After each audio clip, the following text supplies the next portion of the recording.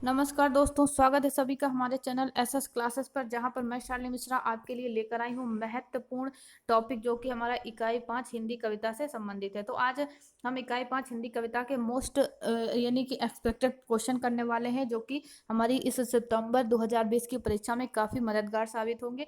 तो लक्ष्य हमारा जेआरएफ है, हम जेआरएफ जरूर हासिल करेंगे, यह हमारी कोशिश है। आप लोग भी इसी तरीके से बने रहिए और प्रत्येक वीडियो को पूरा अंत तक देखा करिए। महत्वपूर्ण प्रश्न है और हम बड़ी मेहनत से आपके लिए लेकर आते हैं, तो जरा उसका रिस्पांस भी हमें भी मिलना चाहिए और आपको आपको भी उससे लाभ मिलेगा, ऐसा नहीं है। तो चलिए, अगर अभी तक आपने हमारे चैनल को सब्सक्राइब नहीं किया है तो प्लीज़ सब्सक्राइब कीजिएगा, वीडियो को अधिक से अधिक शेयर कीजिएगा, लाइक भी कीजिएगा। और आप मुझे अनअकैडमी पर भी फॉलो कर सकते हैं, वहाँ पर भी हमारी ये प्रश्नों की श्रृंखला अभ्यास प्रश्न जो निरंतर हम वहाँ पर भी 20 से 25 प्रश्न प्रतिदिन अपलोड करते हैं, तो आप वहाँ पर भी देख सकते हैं, अगर आपने अभी तक मुझे वहाँ पर फॉलो नहीं किया है। तो चलिए स्टार्ट कर लेते हैं आज की क्लास को। वीडियो पूरा देखिएगा, ये आपसे रिक्वेस्ट है हमारी। तो पहला प्रश्न है हमारा आज का कि अज्ञेयकृत अषाढ्य वीणा 1961 जो में जिसका प्रकाशन हुआ था, अज्ञेय के किस काव्य संग्रह में संकलित है। ठीक है, अषाढ्य वीणा अज्ञेय के किस काव्य संग्रह में संकलित है। तो उस आंसर क्या हो जाएगा यहाँ पर, आंगन के पार द्वार। ठीक है, आंगन के पार द्वार में संकलित है। दूसरा प्रश्न है हमारा आज का कि असाध्य बीड़ा कविता के विषय में क्या सही नहीं है। तो ऑप्शन ए कहता है मनुष्य के अहंकार और उसके व्यक्तित्व को दर्शाया है। बी कहता है चीन और जापान की लोक कथाओं पर आधारित है ये कविता। सी कहता है असाध्य वीड़ा का किरीटी वृक्ष मूल कथा में कीरी नाम से है। या डी कहता है इनमें से कोई भी नहीं। तो कह रहा क्या सही नहीं है, तो आंसर क्या हो जाएगा यहाँ पर डी, यानी कि कोई भी इसमें यानी गलत नहीं है, सभी इसमें सही है। ठीक है, तो यानी कह रहा कि क्या सही नहीं है, तो सभी यहाँ पर सही है। ठीक है, डी सही हो जाएगा। अगला प्रश्न है हमारा तीसरा कि कलगी बाजरे की कविता में घास और बाजरे की तुलना कवि ने किससे की है। ठीक है, प्रश्न है कलगी बाजरे की जो अज्ञेय की महत्वपूर्ण कविता है, इसमें घास और बाजरे की तुलना कवि ने किससे की है। तो इसका आंसर क्या हो जाएगा, शहरी सभ्यता से की है। ठीक है, दूसरा अगला प्रश्न है हमारा आज का कि कलगी बाजरे के विषय में क्या सही नहीं है। कलगी बाजरे की जो कविता है उसके विषय में क्या सही नहीं है। तो ए कहता है कि नए प्रतिमानों का आविष्कार किया इसमें कवि ने, शहरी और ग्रामीण सभ्यता को जोड़ने का प्रयास किया। सी कहता है कवि ने पुराने प्रतीकों की स्थापना की। और डी कहता है अज्ञेय के काव्य संग्रह हरी घास पर क्षण भर में ये संकलित है, यानी हरी घास पर क्षण भर जो 1949 में आया काव्य संग्रह, इसमें ये कविता संकलित है। तो कह रहा है कि इसके विषय में क्या सही नहीं है। तो यहाँ पर क्या सही नहीं है, आप इसको सही आंसर आप बताएंगे क्या होगा। तो यहाँ पर कवि ने क्या है, पुराने प्रतीकों की स्थापना नहीं की है, कवि ने नए प्रतीकों की स्थापना की है। ठीक है, तो कवि कविता में यहाँ कवि एक लाइन कहता है ना कि उपमान, यहाँ पर उपमान मैले हो गए इस तरीके से। तो कवि ने क्या किया है कि इन नए प्रतीकों की यहाँ पर स्थापना की है, पुरानी है। तो यहाँ पर सही गलत क्या हो जाएगा, सी गलत हो जाएगा। ठीक है, चौथा प्रश्न कहता है कि अज्ञेय की कविता हरी घास पर क्षण भर के विषय में कौन सा कथन सही नहीं है। तो हरी घास पर क्षण भर के विषय में ऑप्शन ए कहता है हरी घास मानव मन की दबी छिपी भावना का प्रतीक है। बी कहता है अतीत की स्मृतियों को जगाया है कवि ने, आधुनिकता भरे जीवन का दर्शन कराया है, या इनमें से कोई भी नहीं। तो कहता है कौन सा सही नहीं है। तो इसमें यानी कि इनमें से कोई भी, यानी कि जो है सभी इसमें सही है। ठीक है, ऑप्शन हमने यहाँ पर हमें लिखना चाहिए उपयुक्त सभी, यानी कि सभी यहाँ पर सही है। ठीक है, पांचवा प्रश्न कहता है कि अज्ञेय की कविताओं का सही क्रम क्या है। अज्ञेय की कविताओं का सही क्रम क्या है। कलगी बाजरे की कितनी नावों में कितनी बार, और बाबरा अहेरी हरी घास पर छड़बर, और अषाढ्य बीरा। तो इनका जो सही क्रम है वो हमें लगाना है। तो सबसे पहले क्या आएगा, हरी घास पर छड़बर 1949 में इसका प्रकाशन होता है। फिर बाबरा अहेरी 1953 में, उसके बाद अषाढ्य बीड़ा 1961 में, और उसके बाद आता है कितनी नावों में कितनी बार 1978 में। ठीक है, ये इसका क्रम हो जाएगा। छठे प्रश्न की तरफ चलते हैं। छठा प्रश्न है हमारा कि धूमिल की कविता रोटी और संसद किस काव्य संग्रह में संकलित है। धूमिल की कविता रोटी और संसद किस काव्य संग्रह में संकलित है। तो कल सुनना मुझे। ठीक है, इस काव्य संग्रह में संकलित है। सातवां प्रश्न कहता है कि दीप अकेला में दीप और पंक्ति किसका प्रतीक है। दीप अकेला में दीप और पंक्ति, यानी दीप व्यक्ति का प्रतीक है और पंक्ति समाज का प्रतीक है। आठवां प्रश्न है कि धूमिल की कविता अकाल दर्शन के विषय में क्या सही नहीं है। तो ये कहता है कि ए शोषक और शोषित का वर्ग का चित्रण है। बी प्रजातंत्र की कमजोरी का चित्रण है। भूख का वैचारिक प्रभाव दिखाया गया है। इसका संकलन काव्य संग्रह कल सुनना मुझे में है। तो क्या सही नहीं है इसमें सही आंसर? तो ये ए भी सही है, बी भी सही है, सी भी सही है, डी इसका यहाँ पर गलत ऑप्शन हो जाएगा। ये कल सुनना मुझे में संकलित नहीं है। ठीक है, ये सड़क संसद से सड़क तक जो धूमिल जी का है 1972 में जो काव्य संग्रह आया उसी में ये संकलित है, संसद से सड़क तक। ठीक है, नवा प्रश्न कहता है कि गीत फरोश जो कि 1956 में जिसका प्रकाशन होता है, कविता के विषय में सही कथन चुनना। कि ये कहता है प्रगतिशील कविता दूसरे तार सप्तक में संकलित है, यानी ये प्रगतिशील कविता है और दूसरे तार सप्तक में संकलित है। बी कहता है कि गीत फरोश का अर्थ है गीत संजोकर रखने वाला। सी कहता है कि कवि जीवन की विडंबना और व्यवस्था का वर्णन कवि करता है। डी कहता है साहित्य क्षेत्र की वस्तु स्थिति का वर्णन। तो यहाँ पर सही क्या होगा आंसर, यानी गलत कौन सा है? तो गलत आंसर यहाँ पर, यानी ए भी सही है, बी भी सही है, सी भी सही है, डी भी सही है, यानी बी यहाँ पर गलत हो जाएगा। कहते हैं गीत फरोश का अर्थ है गीत संजोकर रखने वाला, नहीं गीत बेचने वाला। ठीक है, यहाँ पर का अर्थ क्या हो जाएगा, गीत बेचने वाला।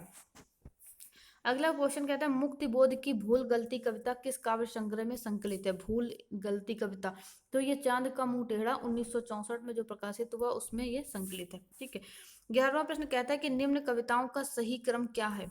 काल क्रमानुसार इनको सही क्रम में लगाना है। चांद का मुंह टेढ़ा, संसद से सड़क तक, गीत फरोश और ब्रह्म राक्षस, इनमें सही क्रम क्या है? तो इसका सही क्रम क्या हो जाएगा, यहाँ पर सबसे पहले आएगी गीत फरोश। ठीक है, 1956 में इसका प्रकाशन होता है।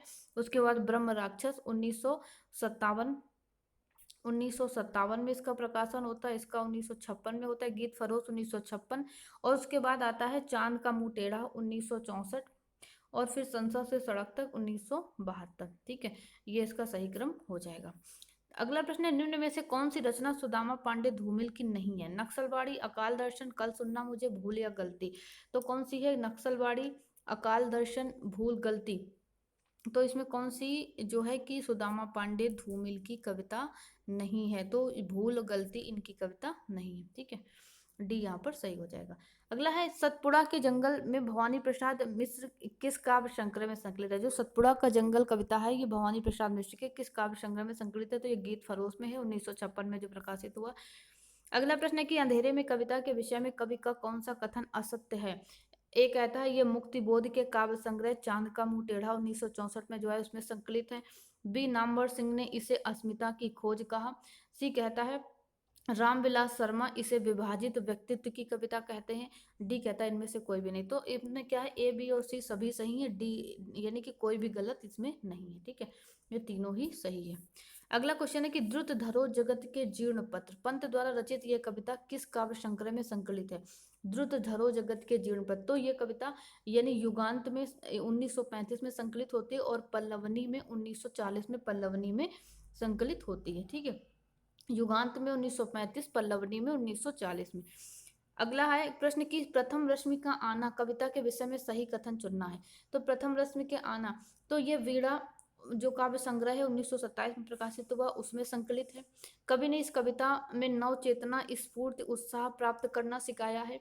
सी कहता है कवि की जिज्ञासा का दर्शन कराती है ये कविता, और डी कहता है जागरण गीत द्वारा सौंदर्य और सुख का संदेश देती है ये कविता। उपयुक्त सभी ई कहता है। तो यहाँ पे सही कथन चुनना है, तो वो क्या होगा, ई हो जाएगा। यहाँ पर सही सारे ही कथन यहाँ पर सही हैं। ठीक है, अगला प्रश्न है 17वां की बादल को घिरते देखा, बादल को घिरते देखा और मनुष्य हूँ ये कविताएं नागार्जुन के किस काव्य संग्रह में संकलित हैं?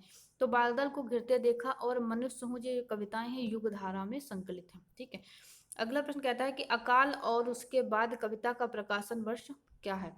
तो अकाल और उसके बाद 1952 में कविता ये प्रकाशित हुई। समाजवादी कविता है जो अकाल की मार्मिक स्थिति का वर्णन करती है। ठीक है, और इसका संकलन सतरंगे पंखों वाली जो इनका काव्य संग्रह है उसी में संकलित है।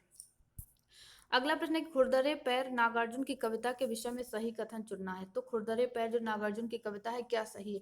ये काव्य संग्रह सतरंगे पंखे वालों में संकलित है। शोषित और पीड़ित वर्ग के प्रति सहानुभूति का वर्णन किया गया इसमें। सी कहता है कि मजदूर और रिक्शे वाले के घावों का वर्णन इसमें कवि करता है। डी है उपयुक्त सभी। तो इसका सही आंसर क्या हो जाएगा कि उपयुक्त सभी, इससे संबंधित सही कथन है उपयुक्त सभी। ठीक है। 20वां प्रश्न कहता है कि निराला की कविताओं का सही क्रम बताइए। अर्चना, परिमल, राग और जूही की कली। निराला की कविताओं का सही क्रम। अर्चना, परिमल, राग और जूही की कली में सबसे पहले कौन सी कविता आएगी? जूही की कली 1916 में प्रकाशित होती है। ठीक है। परिमल 1930 में। उसके बाद अर्चना 1950 में प्रकाशित होती है और राग विराग 1998 में। ठीक है। तो ये इसका सही क्रम आ जाएगा, जूही की कली, परिमल, अर्चना और राग विलास। अगला प्रश्न है कि निराला की रचनाओं के संदर्भ में सही कथन चुनना है। कि कहते हैं प्रश्न ए ऑप्शन कहता है कि बांधो ना नाव इस ठाव बंधु, ये क्या है? अर्चना काव्य संग्रह में संकलित है। बी कहता है जागो फिर एक बार, परिमल में संकलित है। सी कहता है बांधो ना नाव इस ठाव बंधु में पितृसत्तात्मक व्यवस्था का विरोध किया गया है, दिखाया गया है। और यह डी कहता है उपयुक्त सभी। तो सही कथन क्या है? कि डी, यानी कि उपयुक्त सभी कथन यहाँ पर सही है। ठीक है। अगला प्रश्न है कि महादेवी वर्मा की रचना नीर भरी दुख की बदली के विषय में सही कथन बताना है। ठीक है। नीर भरी दुख की बदली के विषय में सही कथन क्या होगा?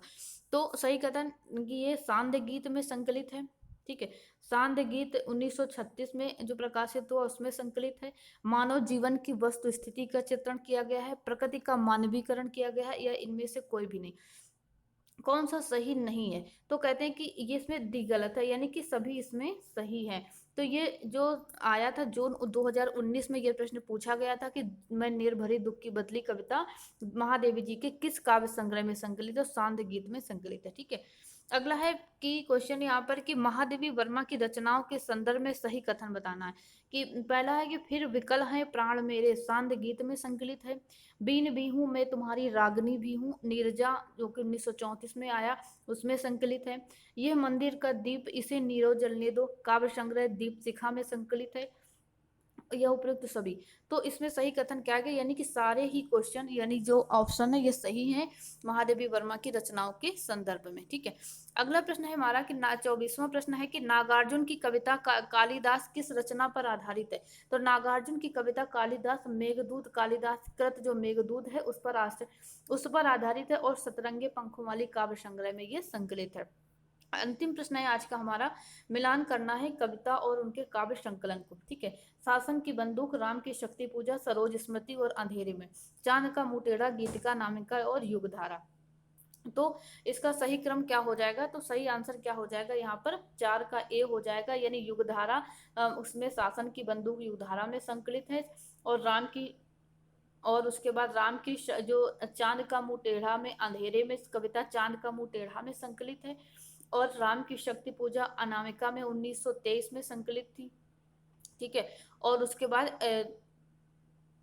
बाद जो सरोज स्मृति है वो किसमें, यानी गीतिका में संकलित है। ठीक है। तो उसके अनामिका 1936 और 1938 में जो सरोज स्मृति हुई वो 1938 में अनामिका में भी संकलित हुई और 1936 में गीतिका में संकलित हुई। ठीक है। तो ये थे हमारे आज के महत्वपूर्ण प्रश्न जो कि हमने लिए इकाई 5 हिंदी कविता से। हम उम्मीद करते हैं काफ़ी कुछ इससे फैक्ट आपको इस इकाई से संबंधित कवर हुए होंगे। जो भी प्रश्न हैं अगले वीडियो में हम पूरी कोशिश करेंगे इसके आगे के महत्वपूर्ण प्रश्नों को लेने का।